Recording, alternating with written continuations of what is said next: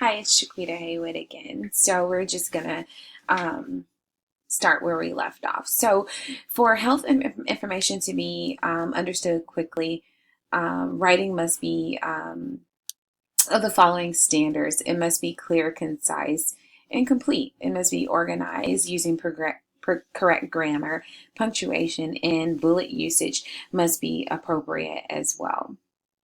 We want to use our active voice and use fewer words because it usually takes less time to read and relates the problem to the solution a little bit quicker.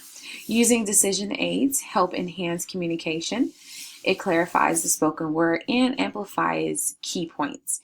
This is where the self-awareness and building rapport comes in. Now that the patient can actively listen to you because you've made them very much comfortable, the patient can participate in his or her care.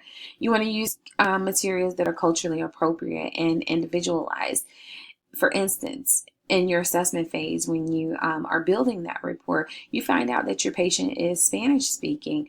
Not only are they Spanish speaking, but they're blind. So you don't want to choose aids that requires them to look at something, but maybe using a screen reader aid such as Braille would be appropriate for them, but you know if they can read Braille or not.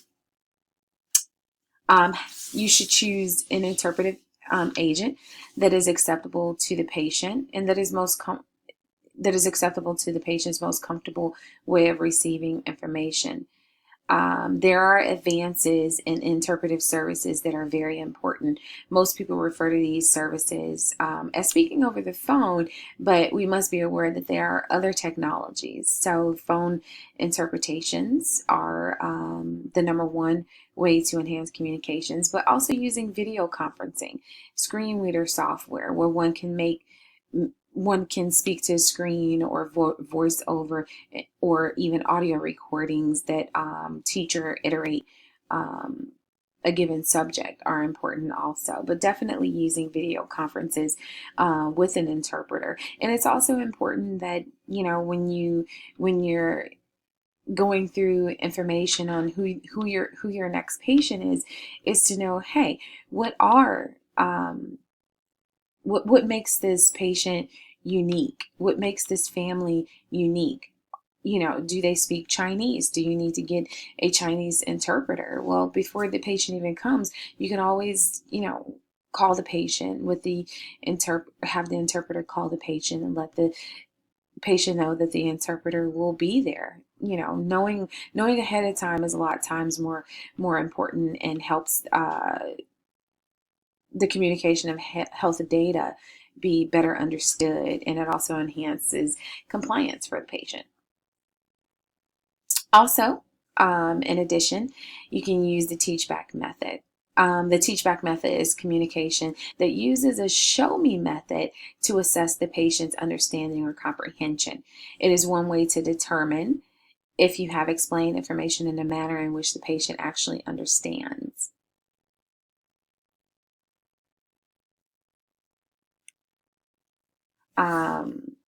It tells the patient how to do a task. You can show the patient how to do the task. And once you show the patient how to do this task, you can say, show me what I just did. So it's a return demonstration. So for instance, if you have an ankle sprain and you're teaching the patient how to put the ACE bandage on properly so that you can exercise RICE, which is rest, ice, compression, and elevate. You want to make sure that there's compression on here. So you say, Mr. Perez, your left ankle is sprained. To care for that sprain and reduce the swelling, we will use this ACE bandage. You want to demonstrate to the patient how to do it. Have them lift their ankle and you wrap it around for them. And after that, you unwrap it and say, show me how you would wrap your ankle. And that way, that's a adequate teach back method for the patient. When you're explaining the ankle sprain, in addition, since they have to rest, ice it, use compression, and also elevate, you want to be able to let them know less words as possible that, hey, Mr. Perez, you're going to elevate your left foot for 20 minutes every hour while you're awake. Make sure you are lying down or sitting. Place a bag of frozen fruit, veggies, or ice on the ankle so that we can reduce that swelling. You want to show the patient how to elevate as well. Soliciting questions effectively is another way to assess comprehension or understanding. To assess the patient's knowledge, open-ended questions are very much important. Show me how to do this. Tell me how you would open your medications is also another one. And not, do you open your medications? It will only give you a lesser yes or no. Lastly, I just want to summarize what we've discussed. You want to enhance customer satisfaction, and a way to do that is being culturally competent, be self-aware, understand the culture that you're addressing, build a rapport with that culture. You want to communicate clearly. Use strategies that follow writing and designing material. Use strategies such as vision aids, decision aids, such as pictures, graphs, charts. You want to use those things. Be very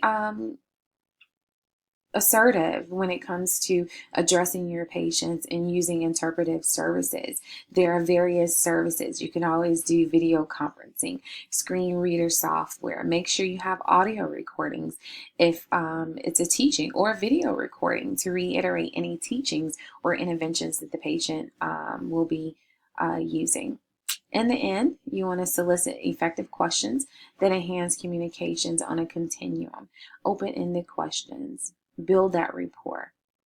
We want to be able to enhance patient satisfaction scores and surveys, and also care for our patients a bit better. So, Brownville Memorial Hospital, we can do this.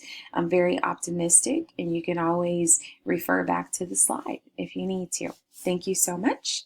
Take care.